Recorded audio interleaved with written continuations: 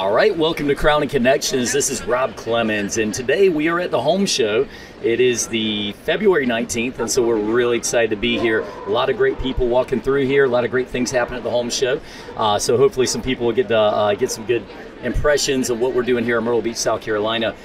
Today, I'm actually very, very blessed to have a guest with us. It's a NASCAR driver, Bryan Barnhill. Welcome to the show.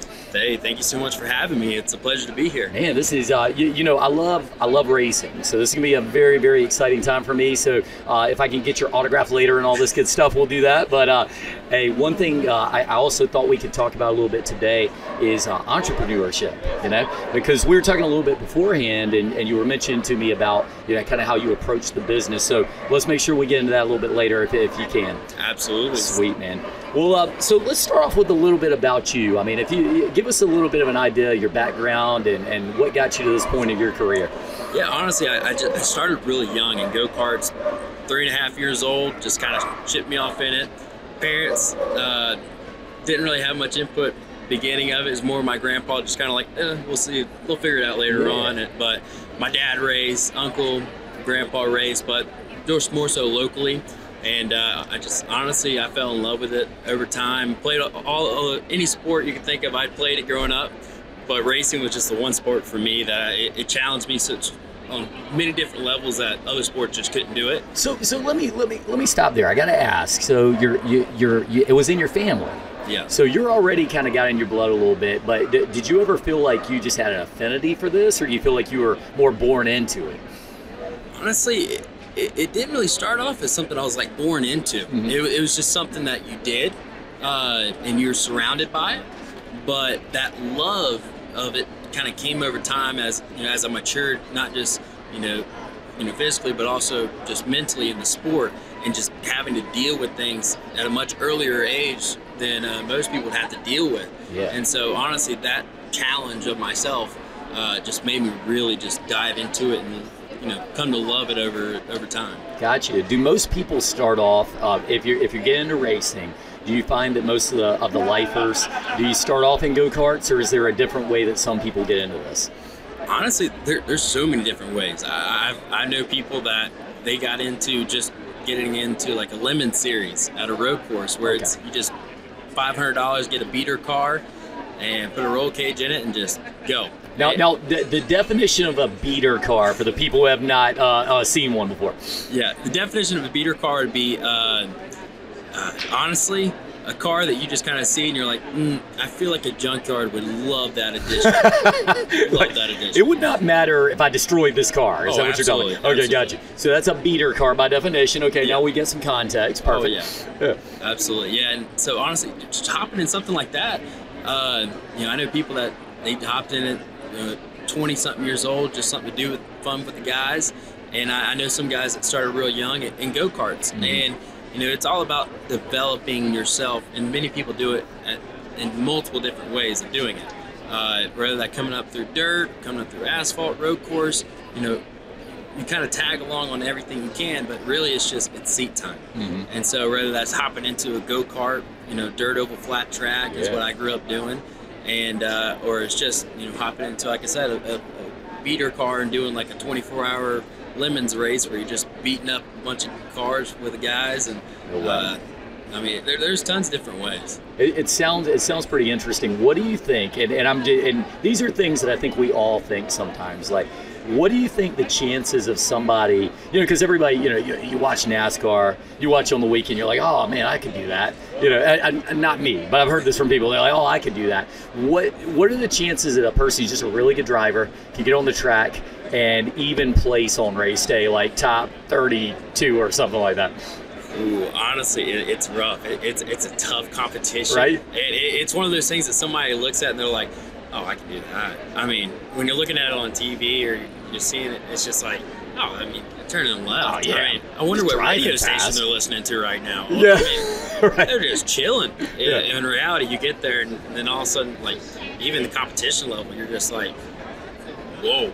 Yeah. Well, I mean, I would think it's somewhere around 0% chance that a regular person could just hop in because it's so grueling anyway. But the reflexes and the timing and just understanding how to even work the vehicle, as far as the way it turns and everything, it's got to be just take years of practice, right? Oh yeah, no, it's something that I had to develop over time and seat time, and I tell people all the time, I said, God gave me a pretty okay brain, but he gave me a great butt. Right. That butt has made me more money. I did notice when you came in today, I was like, man, this guy's got a great butt. Thank you. I mean, this is one of the first things I do. I check. No, but seriously, it does. It has to be just such an endurance game. How hot does it get in a typical car right now? Honestly, this is coming from somebody who grew up racing right here in Myrtle Beach during the heat of the summer. Right. And I told people all the time, I go, it's not the heat, it's the humidity.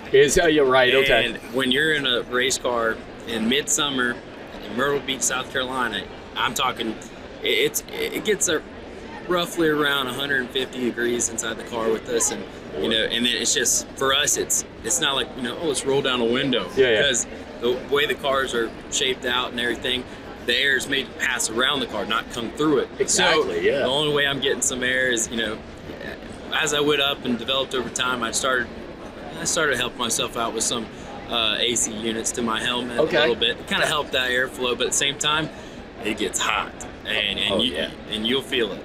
Well, so as far as the heat, do you find, how do guys deal with stuff like dehydration, right? Because I'm a sweater, and like being in the roofing business, and thank God I'm not like one of our poor roofing guys who's got to get up on a roof all day, because I'll just come to the job site, I'm just, hey, how you guys doing? I start sweating immediately. like they're like, wow, you're working hard down the road. But I can only imagine, you put me in one of these NASCARs, I'm sweating like crazy right off the bat. I probably got leg cramps in no time. How do the guys deal with the dehydration side of things?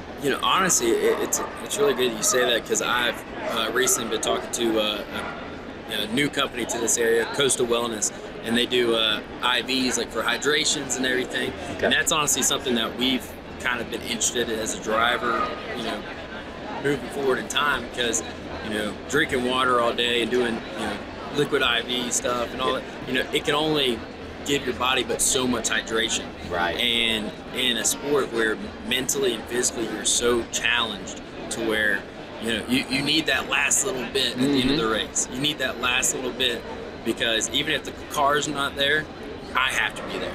Right. And so physically, there's times that you can work out as much as you can and physically just be ready. But if you're not hydrated, it's going to hit you. Yeah, absolutely. And it's like you don't want to be too hydrated either, because obviously you got to make it through that whole race, right? Oh, yeah. So there's other challenges. Oh yeah, and see, I will say, for me, I could, somebody told me one time, you always bet on the dog that doesn't pee before the race. and honestly, I didn't think anything of it. And right. I was like, I could have to use the bathroom, but as soon as I get in and I'm strapped in, ready to go, I'm completely fine. Okay. Like, that goes out of my mind. But God forbid there be a late red flag, because if you sit there long enough, it's like it'll just come back and it's like, hey, I'm still here. You got too much time to think about it, right? Oh yeah. Yeah, it's that mind-body connection we always talk about. It's really cool. Well, so let's go back to, so you go through, if you could, take us through your progression of your career, because it's really important for me, for people to understand that getting great at racing is like getting great at anything that you want to accomplish. Heck, you can want to be the best social media person in the world. You're going to have to start somewhere and work your way up. If you could, tell me about your progression through the races. So, you start off in go-karts. I'm assuming you have done the dirt tracks you're talking about, right? A little bit. How has your progression gone, and where are you at this stage of your career? Honestly, it was just taking each step over time. Mm-hmm. My path to where I'm at today does not look like anybody else's path. And the same thing that goes for everybody in this sport. You can try to mimic what other people have done, but it's different. And so my progression, is starting off go-karts from 3.5 to about 11 years old, and then we bought what would probably be a beater car. It was a Toyota Celica. Oh, yeah. Just so I can learn 1998 Celica. I've never hated a car so much. But I hopped into that, race 4 cylinders for about, probably 6 races. And just kind of get used to that feeling of being, in a roll cage, full size car and Sure. all that. And then it's just like, boom, I hopped over into my dad's old limited late model at Myrtle Beach. And so then it's just like one extreme to another within 3 years. So within a 3-year period, I went from go-karts to a 4-cylinder, boom, into a limited late model. Wow. And it was that progression over time, just forcing myself to step up. Yeah. Forcing myself to, as soon as I got comfortable per se, I need to move. I need to get going. I agree with that. I think that's like a lot of things. Once you get to that point where you're too comfortable, it's time to step up and try the next level. So you go into a more powerful car. Is there immediate shock on that where even for you, you're like, oh my God, this is a different game? Yeah, honestly, it's one of those things that mentally, you kind of have to prepare yourself a little bit. Yeah. It's really fun. My first time at Daytona, you would think, man, those things have so much horsepower. Yeah. You're just going to go to let out the clutches, you're going to spin the tires. Right. But the way the clutches and transmission are, the super speedways, they look, because they're made for going up at high speed. So mentally, I was preparing myself to get in a car at Daytona and spin the tires. So mentally, I'm preparing myself, and then I get out there and I'm like, whoa, whoa, whoa. Right. I'm like, oh no, okay. And then I hop in a truck, later on at Iowa, and mentally you have to have yourself prepared to know, okay, it's going to have a little bit more horsepower. Take that first coming off pit road. Feel that power and get used to it. Mm-hmm. Because I've even had times in my late model program, in the late model team, that we either get a new motor built or rebuilt, and we kind of come out there and it's like, whoa, okay. Let's tone it down a little bit. Oh wow, no way. Well, I mean, I'm wondering from your perspective, when you're driving in one versus another car, okay, can you literally feel a difference in airflow? I mean, is it that specific? Because I would imagine with the trucks, the aerodynamics have got to be a little different. I mean, can you feel that as a driver? Honestly, yes. And it's really, really weird because it's something that I had a little bit of it growing up, racing at Myrtle Beach. It was a 5/8 of a mile asphalt track. Right. So, I mean, very big for your local short track. Sure. And, tough competition. So we were all real tight. And so when you're racing in traffic, even on 5/8 of a mile asphalt track, you're only going about 110. Yeah. But just being around that air, you feel that pocket. When someone gets behind you, all of a sudden you go off to the next corner. It's like, oh, it's not turning. Whoa, and then, no way. and that's at 110 miles an hour. So when I went to the truck series, we're going 150, 170, miles an hour on 7/8 of a mile track. It's, you feel it magnified. But at the same time is the way the air flows, it's learning how the air flows and expecting the flow. Like, for instance, my first time at Daytona, my spotter told me, don't pull out until I tell you. And when I obviously me trying to learn, figure out what, hey, why you say that? And he said, well, the flag on the back straightaway was going against you. Okay. And so if you pull out, the wind's going to push you back. I got you. But when you have the air to you, you can pull out and have a little bit extra of a push. And it was just learning those things over time, but at the same time, you can't see the wind, but it's strange feeling, when you're behind the wheel. So that's kind of where that spotter dynamic comes in. They have to see the things that you can't necessarily see from there. And, this is one of the things that I don't think many people understand about racing. And, I got into racing in the last, couple of years really, and I got really into it. But beforehand, a lot of people said, you don't understand, the typical person who isn't into it doesn't understand just how much you do have to know about aerodynamics and everything else that goes along with things. And so there's a lot of knowledge. Some of the smartest people you ever meet really have to know how to do this stuff. Oh yeah, no, it's one of those things that I tell somebody, you don't try to talk to me after a race. Oh yeah, it's going to take me at least a couple hours to recoup because my brain is, it's dead. Yeah, like you're processing information within hundredths of a second to make sure you make that right decision time and time again. Exactly. And then I have to give that information that I have behind the wheel to other people while I'm still racing. Yeah. And so they can process information and give me back information. And so you're constantly, mentally, you're just constantly going through stuff. Such a communication game. And for all the, as business leaders, we always talk about great teams have great communication. It's like you can almost, and that's why I thought it was cool to talk entrepreneur like with you today, because I'm like, how many parallels can we make between a great NASCAR team or a great racing team in general and a great business, right? So I want to get back to that Myrtle Beach Speedway. Number one, why did they shut that thing down? Did you ever figure out? I've heard 1,000 different theories. Okay, yeah. And not one of them ever came close to giving me a good enough reason of why it should have happened. Right. But, it was just one of those things. Every time, the location, it's, it was really, really tough to see it go because I grew up there, Sure. and my grandpa, even way back in the day, promoted that track when it was on dirt. And stories that man can tell about it. right. Even my grandfather was telling me, my dad was telling me he would bust in my grandfather's office. Yeah. Not a care in the world, just wanted to get some soda and some crackers, whatever.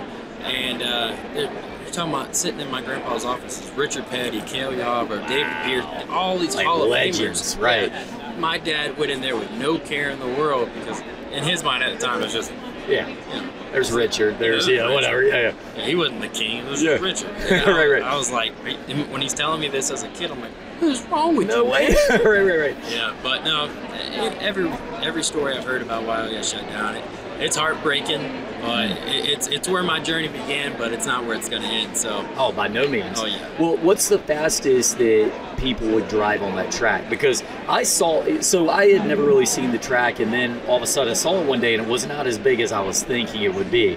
And mainly just because it's like you said, setting expectations. I'm just expecting it to be like not Darlington, but I'm expecting it to be like a mini Darlington or something. I never really went there. It's a small track. There's not a lot of long straightaways by any means. What's the fastest you ever got on that track?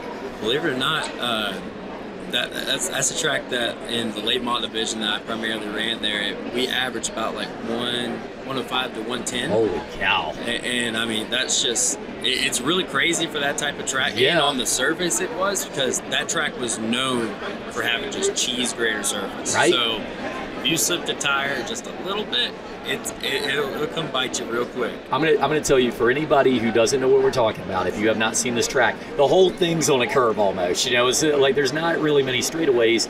To go 100 and 510 on that thing, I mean, it almost seems impossible. So I can tell you, the skill level of the drivers out there, even, it's just like, that's off the charts. Oh yeah. No, I tell people all the time that I had the hardest upbringing in racing. Yeah. And it wasn't so much of the fact that working and everything outside of the track, but on track, it was a blessing and a curse to have Myrtle Beach Speedway as my home track. Mm-hmm. Blessings, it was 15 minutes down the road, easy to get to. But at the same time, the competition I had every single week. And I tell people this, like I still look back, I can't believe it. We'd average probably like 25 cars for our premier division, and literally first to 20th would be, within 2 or 3 tenths of a second in qualifying. Oh yeah. And then on top of it, you look at the names. Most of the guys that ran with us full time throughout the year were top 20, top 50 in North America. Wow. And I mean, you're racing as 4-time national champions week in, and this is my local short track. Man, that is incredible. I'm like, at the same time, like, it was so incredible. At the same time, like, man, come on, like, can y'all stay home for a little bit? Let the hometown kid let win. a brother have a game, a win here once in a while, right? I know. I gotta go to church tomorrow. Someone's expecting something. That's awesome. Have you tried the iRacing yet? Oh yeah. Yeah. Is it as authentic as I mean, I would imagine it has to be pretty authentic, since you guys are kind of practicing on this thing too, right? Oh yeah. No, I got into iRacing a little bit, not as much as I have in the past year or so, but iRacing is definitely something that it has advanced the rookie game a lot. Right. Where it helped me out so much where when I show up to a track that I've never been to, it helps me get up to speed a whole lot quicker. Yeah. Because the bumps, for me, it was a visual thing. Getting in and off pit road, the simple things nobody really thinks about. Sure. Because when you go to, a new track as a rookie, the last thing you want to do is like miss a pit entrance or this or that. Right. So, having that mental game of feeling like you already been there, and feeling a little bit nervous. Okay, bump. You know exactly when you're going to hit this or that. It definitely advanced my game a lot. I know we had Ryan Vargas on a while back, and he was talking about the fact that Ryan, he's a young guy, kind of young to the game, and he was saying that when COVID hit, you guys didn't have as much practice time on the tracks either. So for him to be able to get out there, and he said he was just spending so much time on that, just trying to get good at it, which is more stuff. I just think it just shows how much time you have to be invested into this to get good at it. Yeah. No, me and Ryan are really good friends. Okay. I lived with him a little bit up in North Carolina, and no, he's a great kid. Really? And are you also into chicken nuggets? This was a big Ryan Vargas thing. Not near as much as Ryan. Ryan's on a whole nother level with his nugget game. Yeah. I'll give him that. So what's your advice then? You must have something that's your go-to after a race. After a race, depending on how that race went, usually hoping that it went really well. Yeah. A nice cold beverage is pretty good. A nice cold beverage, right. Beverage. Otherwise, you're eating, like if you lose a race, you eat just beets and broccoli, right? Oh, yeah. Penalize yourself. Oh, yeah. I don't deserve it. Like, no Waffle House dinner. Yeah, for no me. Waffle House. Maybe a cup of water if you're lucky. Oh, yeah. Yeah, right. No, that's funny. So, from your perspective, okay, what is the pinnacle of your career? I mean, are you looking to go Cup one day? What do you see for yourself?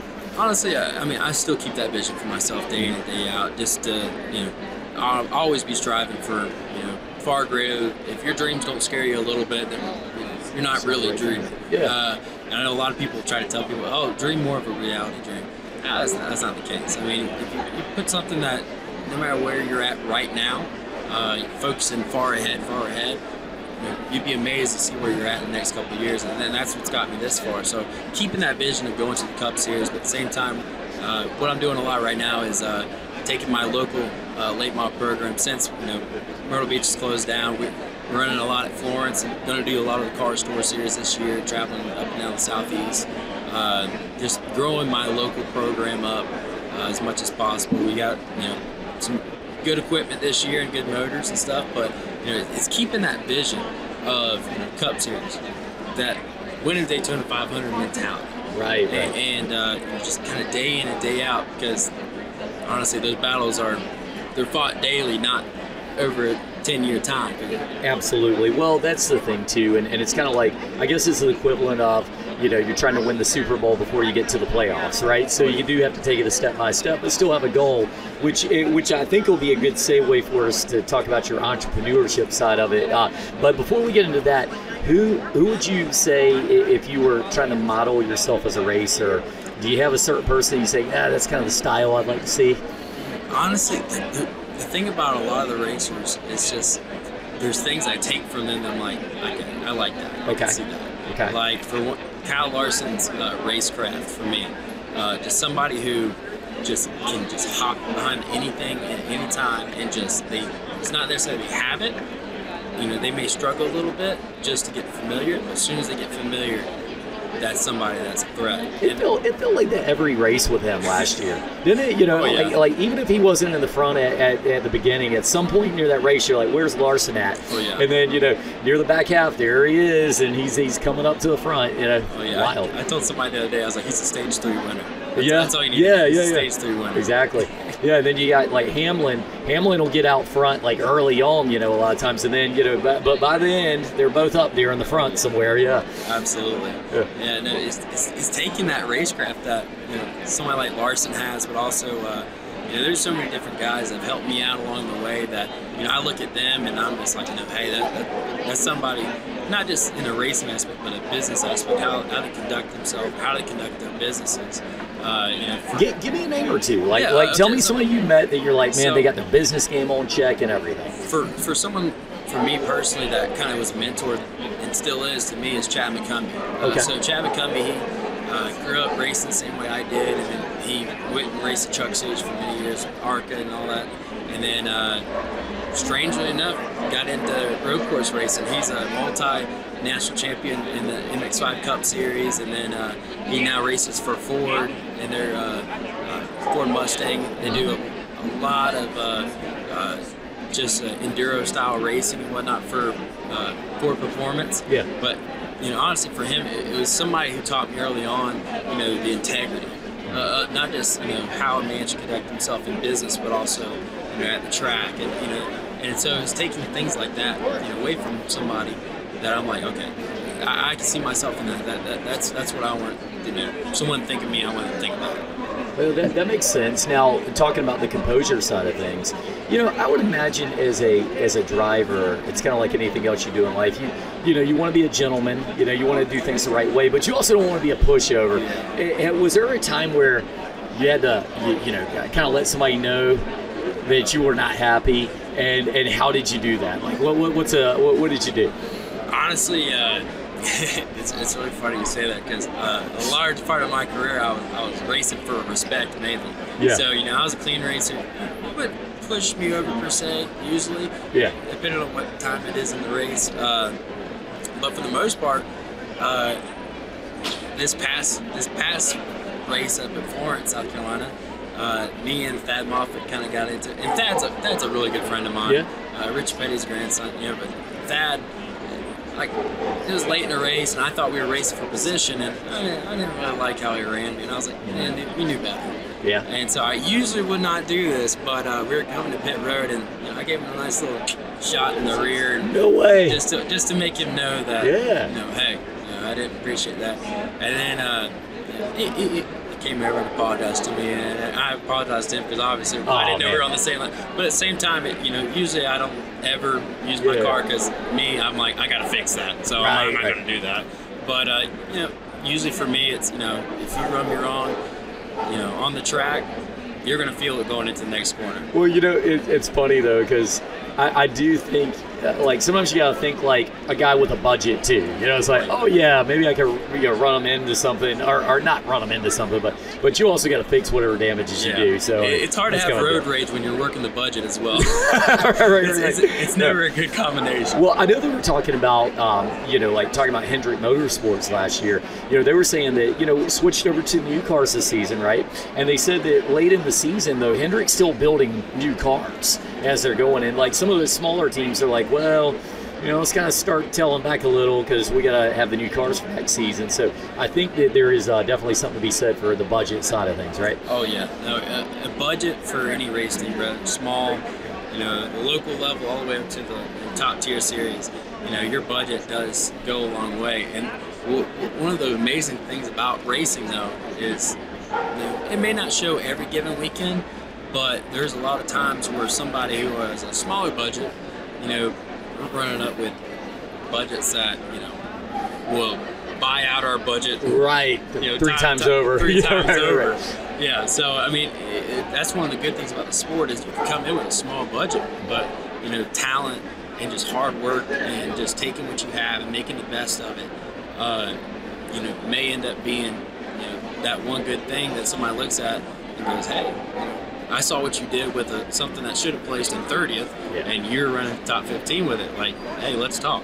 So I do like to ask this to people. I've talked to a few NASCAR drivers by this point. Talking to Ty Majeski, great driver, man, short track guy that just can hang with anybody. I'd like to know this question, and I think there's going to be different answers to this, but it's still a valid question. I think a lot of sports fans want to know. How much of it is the car and how much of it is you? I mean, if you had like a 50-50 split, or what do you think here? I would honestly say, I kind of hate to say this, because it's probably a little bit more than this, but a setup guy once told me, he was like, well, if you bring your 10%, you'll be okay. Bring your 10%? Bring your 10%. So the car is 90 and the driver is 10? Absolutely. Wow.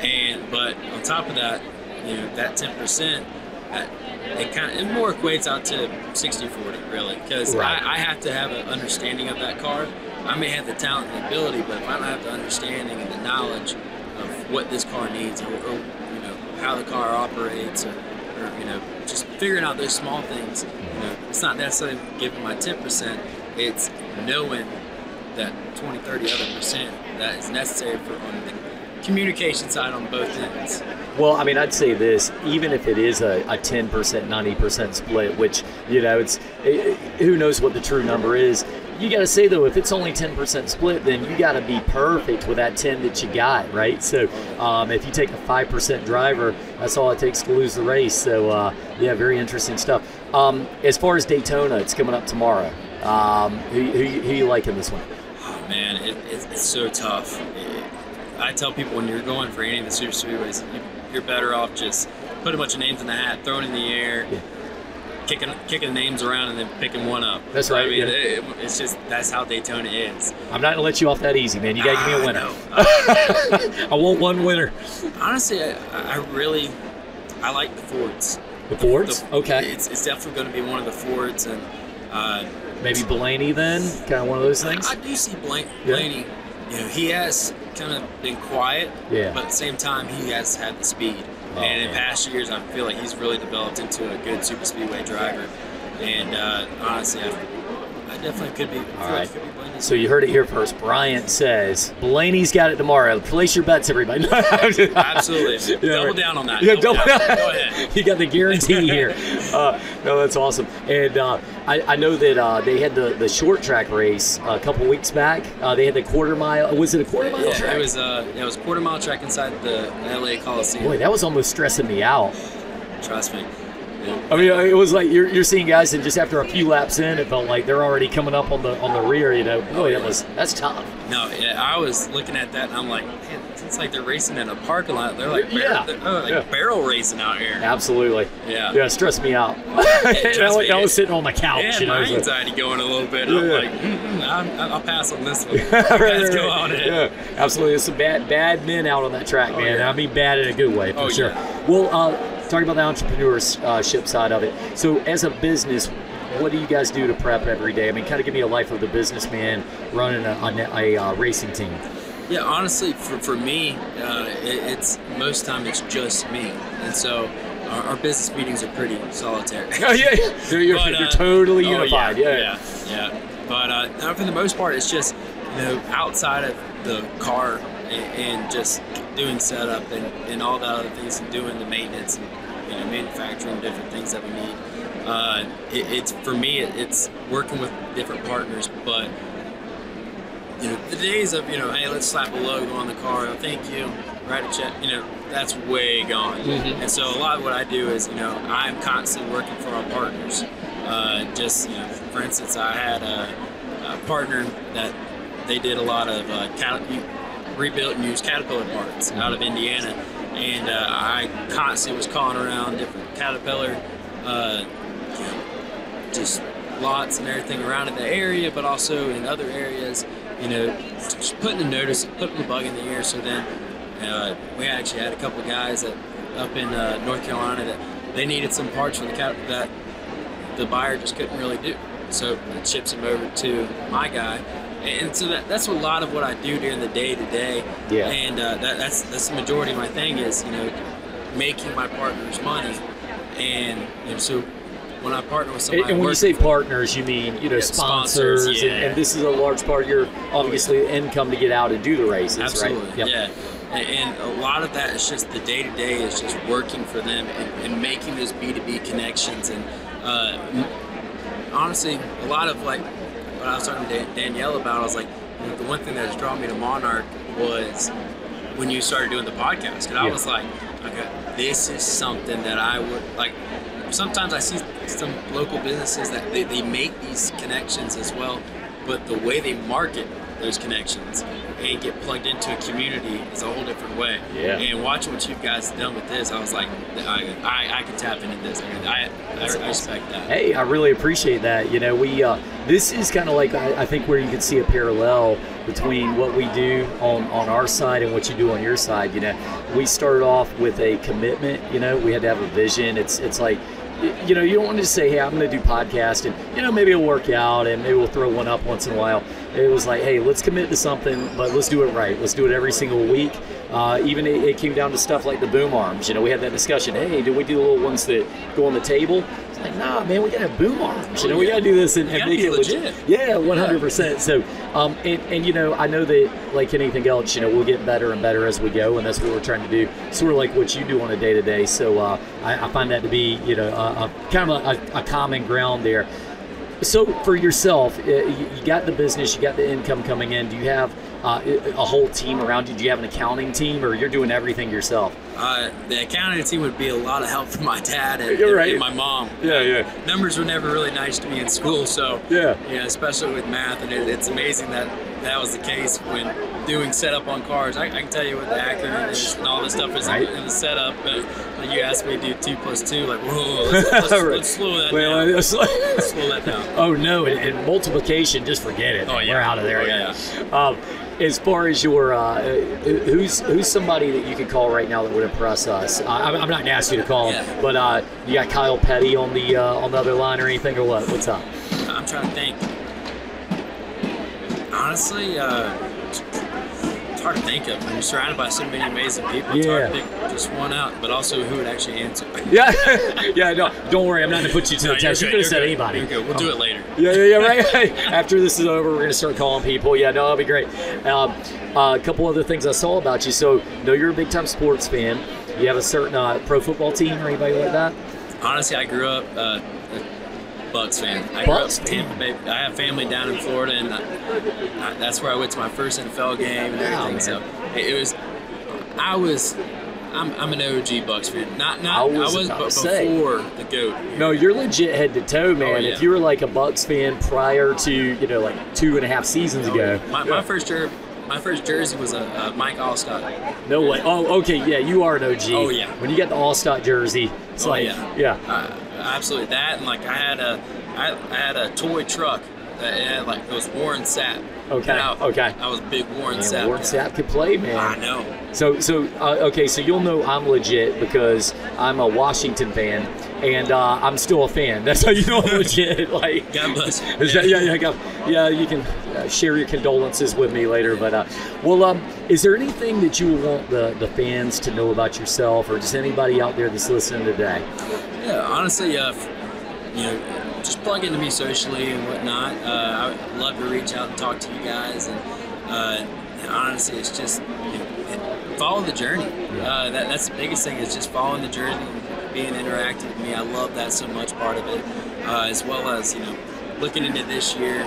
We're doing a lot of new partnerships. We're opening the door to so many different people that whether their needs are brand awareness or B2B or just returning some investments.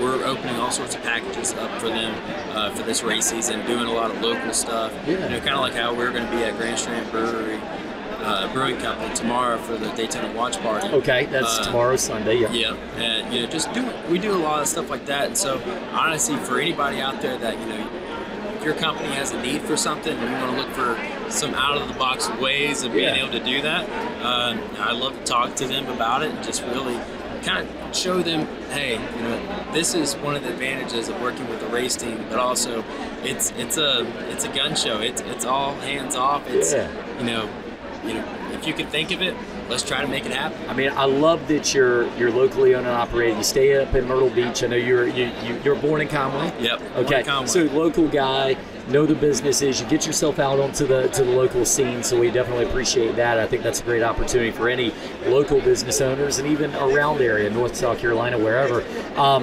Where can we find you? You on Twitter, Instagram, all that good stuff? I'm on Twitter, Instagram, and Facebook. Bryan Barnhill Racing.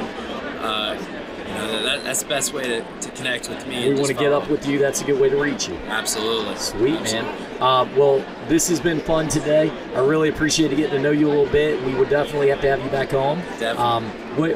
This season, we'll be watching you the whole time through, and stay in touch, all right?